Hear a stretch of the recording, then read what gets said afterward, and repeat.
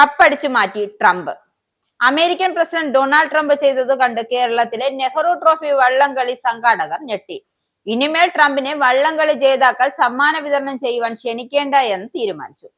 ഇത് ട്രോൾ ആണെങ്കിലും കാര്യം സീരിയസ് ആണ്. ഫിഫ ലോകകപ്പ് ട്രോഫി കയ്യിൽ കൊടുത്തപ്പോൾ ഇനി അത് തിരിച്ചു തരില്ലെന്ന് US പ്രസിഡന്റ് ഡൊണാൾഡ് ട്രംപ് പ്രഖ്യാപിച്ചു കളഞ്ഞു.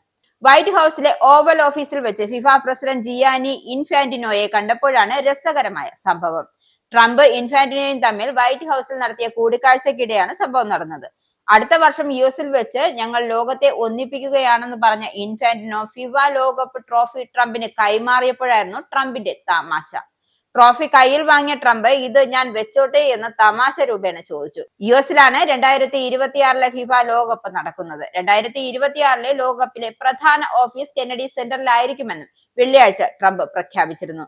USA, കാനഡ, മെക്സിക്കോ എന്നീ രാജ്യങ്ങൾ സംയുക്തമായി ആതിഥേയത്വം വഹിക്കുന്ന 2026 ലോകകപ്പിൽ 48 ടീമുകൾ പങ്കെടുക്കും.